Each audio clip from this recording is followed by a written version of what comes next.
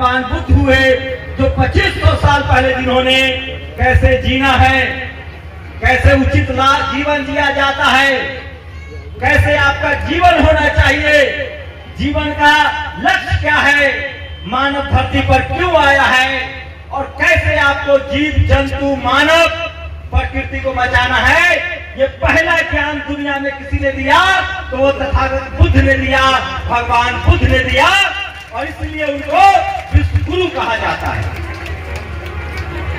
उसके बाद आज सम्राट अशोक की जयंती है।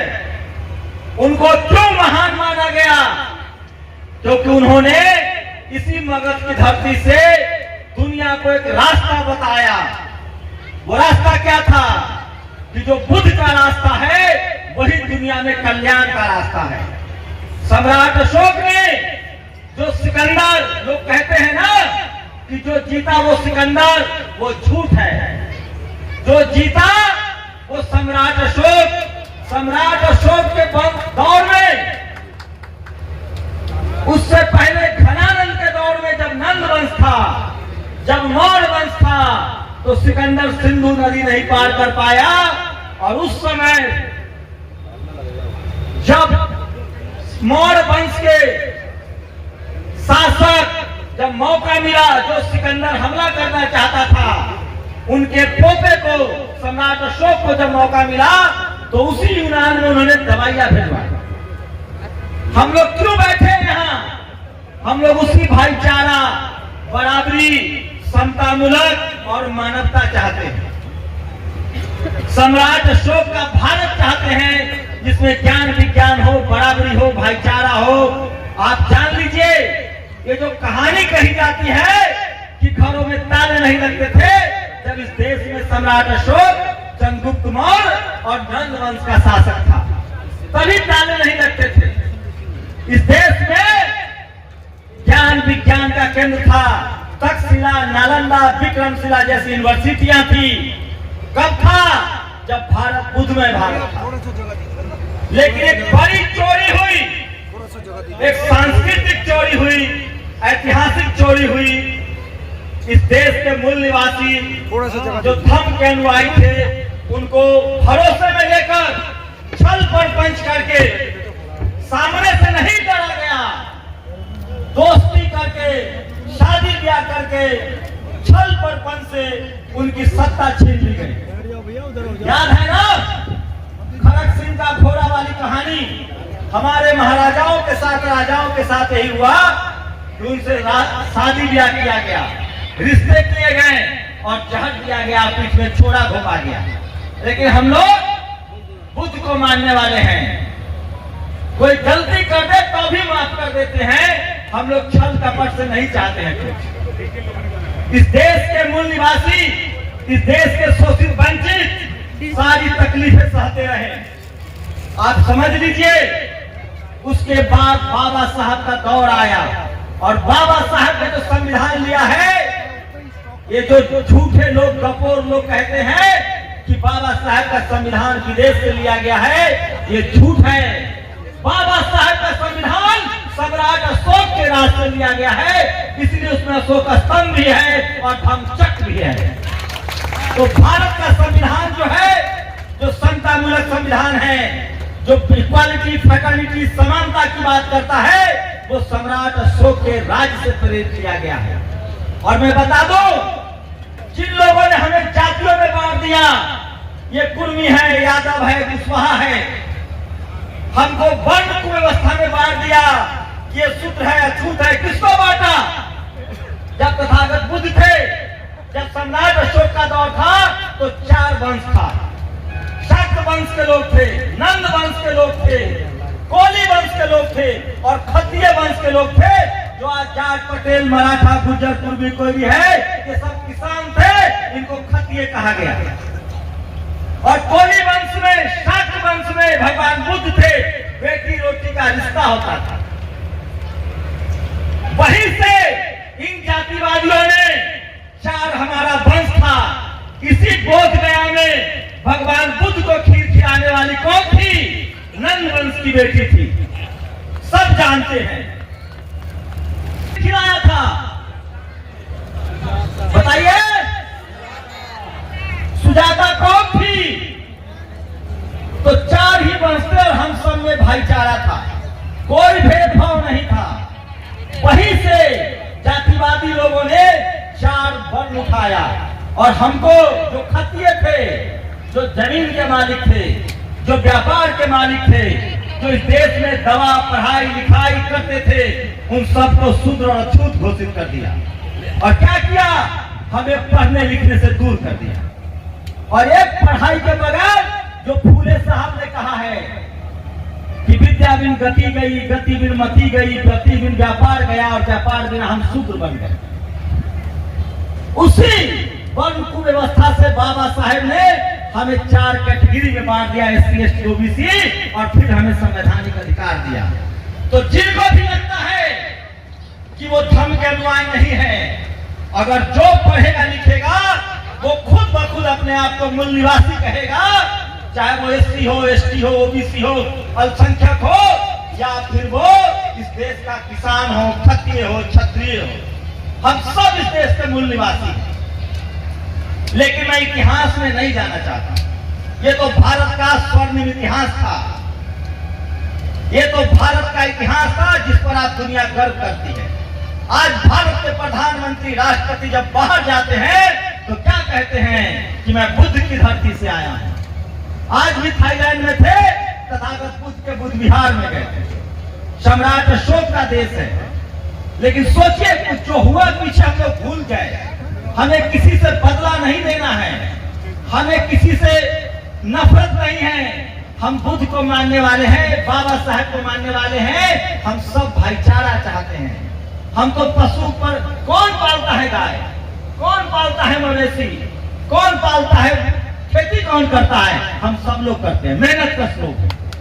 बाबा साहेब ने पूरे इतिहास को पढ़ा और जब संविधान बनाने की बारी आई तो उन्होंने कल्पना की कि भारत में जाति धर्म के आधार पर जो भेदभाव है उसको संविधान के जरिए खत्म किया जाएगा। और उन्होंने कहा भारत के संविधान में प्रावधान किया तो सबको अपनी पूजा और अर्चना की आजादी होगी, बस कोई किसी के भावनाओं को हत नहीं करेगा। लेकिन क्या हो रहा है आज? जो इस देश के मूल निवासी हैं, जो इस देश की बहुसंख्यक आबादी है, वो आज अपनी उपासना को नहीं जान रहा है। आप बताइए, बहुत लोग हैं जो धर्म से उनको हिंदू कहा जा रहा है? क्या उनको पूजा उपासना की उपाधि है? आज जाति विशेष के लोग हिंदू धर्म के मंदिरों पर कब्जा किए बैठे हैं। आप ट्रस्टी नहीं हो सकते हैं, पुजारी नहीं हो सकते हैं, फिर भी हमें कोई आपत्ति नहीं है। जिनको अपने आप को नीच जाति कहना है, शोषित रहना है, वो उस रास्ते पर चले। जिनको बराबरी का भक्त चाहिए, मान सम्मान चाहिए, दया करुणा में विश्वास रखते हैं, वो धर्म के रास्ते पर चलते हैं। लेकिन सोचिए, संविधान लागू है, उसके बाद भी हमें अपने उपासना स्थल के लिए धरना प्रदर्शन करना पड़ रहा है। और इसका रास्ता क्या है? बाबा साहब का संविधान में वो रास्ता है। कल जो वक्फ बिल आया है वो इसलिए आया है, जब ये सवाल उठ रहा था कि जब मस्जिदों में इस्लाम मानने वाले हैं, जब गुरुद्वारों में गुरु नानक साहब को मानने वाले लोग हैं, जब मंदिरों में सिर्फ ब्राह्मण समाज के लोग हैं, तो हमारे बुद्ध विहार में दूसरा क्यों है? इसलिए सब नाटक चल रहा है। इसलिए ये सच है, जो मनुवादी व्यवस्था के लोग हैं, जो जातिवादी व्यवस्था बनाए रखना चाहते हैं, वो बारी बारी से डंडा चलाते हैं। पहले उन्होंने सिखों का नरसंहार किया, हम चुप रहे। 2000 साल से, 1000 साल से जाति के नाम पर बारी बारी से SC ST OBC किसानों पर अत्याचार हो रहा है, हम चुप हैं। क्या जाटों को गोली नहीं मारी गई? वो अपना अधिकार मांग रहे थे। गुर्जरों को मारी गई, जाट, गुर्जर, पटेल, मराठा मारा गया। SC ST OBC, Kurmi, Yadav, Kushwaha के बच्चों का रोज अधिकार छीना जा रहा है। और सोचिए, हमारे जो नेता थे, जो पढ़े लिखे नेता थे, सोनेलाल पटेल, उन्होंने धर्म का रास्ता अपनाया और बाकायदा धम्म की दीक्षा ली और बाबा साहेब के रास्ते पर चले। इसी धरती पर बिहार के मुख्यमंत्री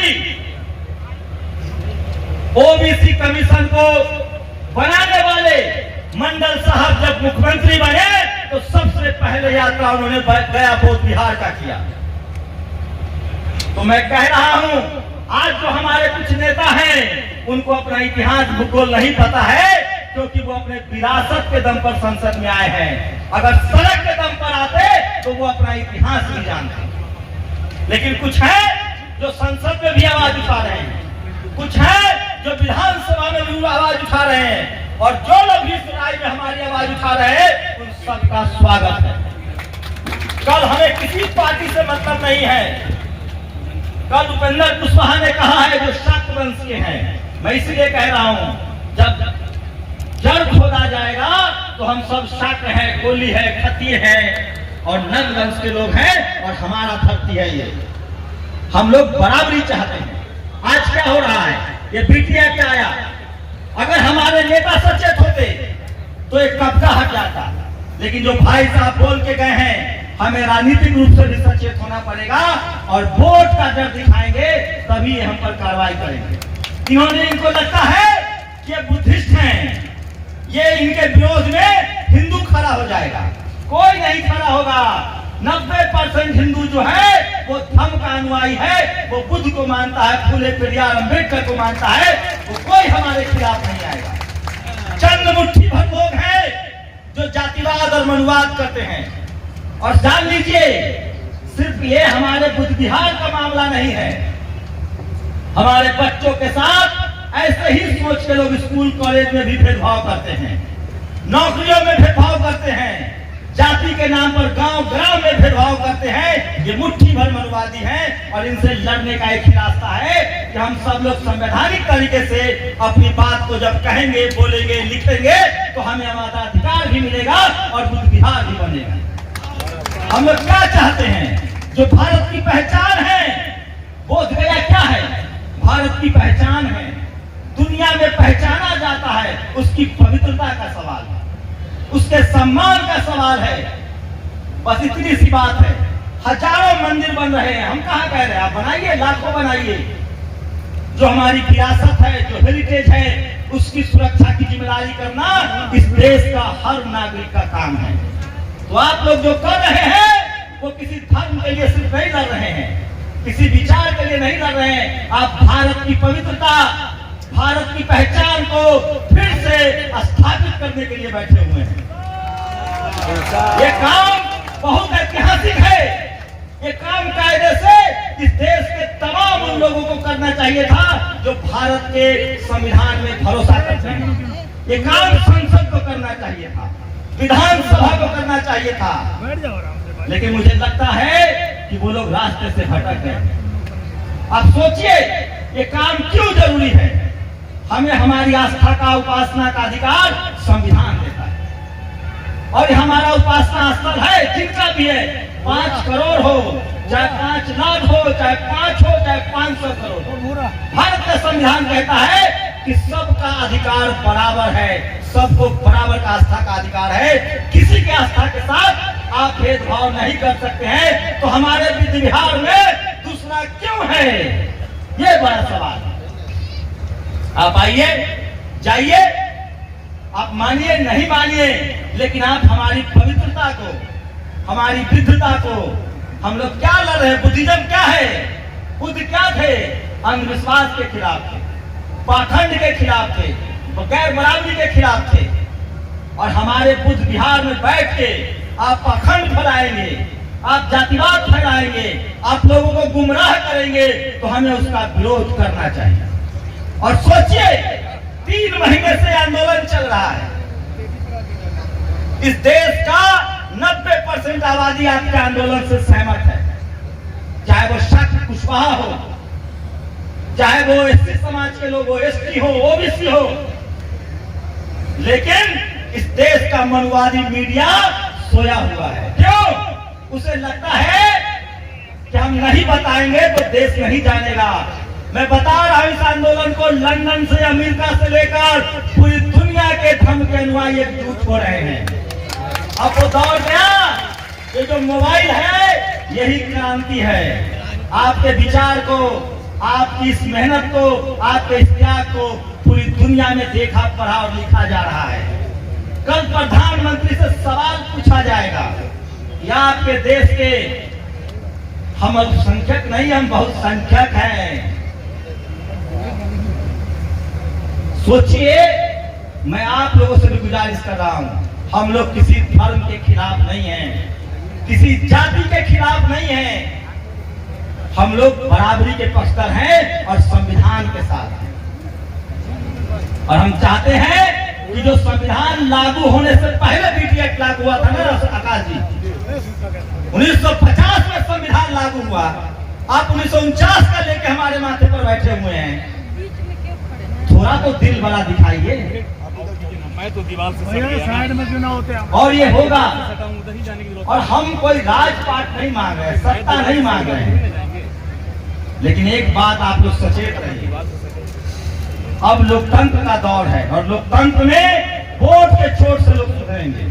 इसलिए आप लोगों से गुजारिश है कि आपका जो ये संवैधानिक अधिकार है, ये जो आपके आस्था का प्रश्न है, इसके लिए आप लोग संवैधानिक तरीके से सब लोग, जितने लोग इस अभी इस जलसे में शामिल है, इस बैठक में शामिल है, अगर आप लोगों ने रोज 2-2 लाइन सोशल मीडिया पर लिखना शुरू कर दिया तो इनका तथ्य मिल जाएगा। और जो भी आने वाले लोग होंगे, जो भी आने वाली सरकार होगी, हमारे साथ कदम कदम पर छल प्रपंच हो रहा है। दूसरे धर्मों का सारा मामला कोर्ट में सुलझ जाता है। हमारे मामले को कहा गया कि हम नहीं इंटरफेयर करेंगे, बिहार सरकार करेगी। बिहार सरकार में जो लोग बैठे हुए हैं, उनके कान तक आवाज नहीं जा रही थी। मैं आकाश लामा जी को धन्यवाद करूंगा। मैं तब भी आया था जब मुश्किल से 15 लोग बैठे थे। मुझे भी लगा था कि आकाश लामा कब तक बैठे रहेंगे, एक बार आइए और इनके नाम पर ताली बजाइए। इनको भरोसा था कि समाज जुड़ेगा और आज समाज जुड़ा है। और 15 लोग थे जब ये प्रदर्शन शुरू हुआ था। आज पूरी दुनिया आपके साथ खड़ी है। और हम क्या मांग रहे हैं? हम मांग रहे हैं इस देश का इतिहास, हम मांग रहे हैं कि इस देश की जो पहचान है, इस देश का जो दुनिया में मान सम्मान है, जहां हमारे राष्ट्रपति, प्रधानमंत्री, हमारे राष्ट्रपति भवन में भगवान बुद्ध की मूर्ति लगी है। हॉल का नाम सम्राट अशोक हॉल है। हम उसकी शुद्धता की बात कर रहे हैं। हम लोग इस देश के असली भारतीय राष्ट्रवादी हैं।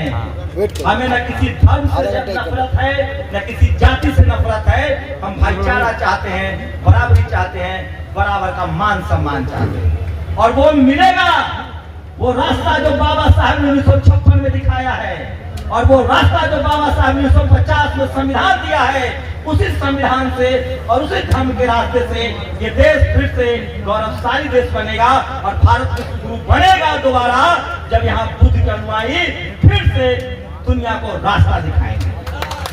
तो आप लोग न संख्या में कम है, न समझ में कम है। और रही बात छल प्रपंच के नाम पर लोगों ने संपत्ति जरूर खड़ी करी है, लेकिन जिसके पास विचारों की संपत्ति होती है, जिसके पास मानवीयता होता है, करुणा होता है, दया होता है, उससे बड़ा संपत्ति किसी के पास नहीं होता है। और नहीं ऐसा है तो तथागत बुद्ध ने तो राज छोड़ा था। अरे लोग राजा बनने के लिए लड़ते हैं, हम जिनकी आराधना करते हैं, हम जिनके उपासक हैं, उन्होंने तो राजपाट छोड़ के और मनुष्य को मनुष्य बनाने में लगा दिया। तुम क्या राजपाट का डर दिखाओगे हमें? हमारे पूर्वजों ने तलवार त्याग कर दुनिया को मानवता का पाठ पढ़ाया है। अखंड भारत का निर्माता सम्राट अशोक ने तलवार रख दिया था और धम्म का रास्ता अपनाया। तो हमारे पूर्वजों ने, हमारे बाप दादाओं ने राजा महाराजा के पद को लात मारा है और मानवता का रास्ता अपनाया है। तुम क्या हमें राजपाट का डर दिखाओगे और क्या लालच दोगे? क्या मैं झूठ बोल रहा हूँ, गलत बोल रहा हूँ? हमारे लिए सबसे बड़ी लड़ाई है मानव मानव एक समान, बराबरी हो, समानता हो, भाईचारा हो, सबको मान सम्मान मिले, किसी के साथ जाति, धर्म, लिंग के आधार पर, रंग के आधार पर भेदभाव न हो। वही असली बुद्ध की विचारधारा है। तो हम लोग जो लड़ाई लड़ रहे हैं, ये बराबरी के लिए लड़ रहे हैं और भारत की पहचान के लिए लड़ रहे हैं। और भारत की पहचान हम है, भारत की पहचान तथागत बुद्ध है, भारत की पहचान सम्राट अशोक है, घनानंद है, मौर्य वंश है, शाक्य वंश है। इतिहास भी बचा रहे हैं और भारत का संविधान भी बचा रहे हैं। अगर इस लड़ाई को नहीं लड़ा जाएगा तो भारत के संविधान में जो सबको बराबरी का हक दिया हुआ है वो भी खतरे में आएगा। फिर जो चाहेगा सत्ता के दम पर उसका दमन करेगा। इसलिए हम लोग के पास एक बड़ा इतिहास है, हमें गर्व करने लायक इतिहास है, अनुसरण करने वाला इतिहास है। आज सम्राट अशोक की जयंती भी है। उन्होंने हमें बताया है कैसे दुनिया में राजा अपने बेटा को राजा बनाता है। सम्राट अशोक ने क्या किया, उन्होंने अपने बेटा महेंद्र और बेटी संघमित्रा को राजा नहीं बनाया। दुनिया में कहीं इतिहास है ऐसा? उन्होंने अपने बेटा और बेटी को धर्म की विचारधारा के लिए, मानवता के लिए राजपाट त्याग दिया। इसलिए हम लोग नैतिक रूप से, मानवीय रूप से सही आदमी है। इसलिए न हमें किसी से डरना है, न किसी से लड़ना है। हम लोग संविधान मानने वाले लोग हैं। आज बाबा साहब का संविधान है और वो संविधान हमें बराबरी का हक देता है और संवैधानिक तरीके से हमें अपना हक चाहिए, अधिकार चाहिए, जिसमें न किसी को नुकसान हो न किसी का घाटा हो। इसलिए आपको पूरा देश मुबारक। कम से कम तथागत बुद्ध की जो विरासत है, जहां उनको ज्ञान मिला, जहां से उन्होंने दुनिया को ज्ञान दिया और जहां से वो विश्व गुरु कहलाए, कम से कम उसकी पवित्रता का ख्याल कीजिए और वहां से अंधविश्वास, पाखंड फैलाना बंद कीजिए। इतनी ही मांग है ना हम लोगों की, और ये मांग जायज है। मालिक के हमारे बाप दादा गद्दी छोड़ के आए, मालिक नहीं मानव बनने की लड़ाई है ये। हम लोग मालिक नहीं बनने आए हैं, मानव बनने आए हैं। तो ये लड़ाई बराबरी की है, मानवीयता की है, करुणा की है, दया की है। हम लोग बुद्ध के अनुयायी हैं। राजपाट जो व्यवस्था राजपाट में भी था, जब राजपाट भी चलता था, राजाओं का भी दौर था, तो हमारे राजा मानवीय हुए। और जब लोकतंत्र का भी दौर आया तो हमारे पुरखों ने स्कूल खोले, अस्पताल बनवाए, कॉलेज यूनिवर्सिटी बनवाई। बाबा साहब ने ज्ञान विज्ञान का रास्ता दिया। तो जय संविधान, जय भारत, जय संविधान, जय भारत। भगवान बुद्ध की करुणा हो, भगवान बुद्ध की करुणा हो। शुक्रिया।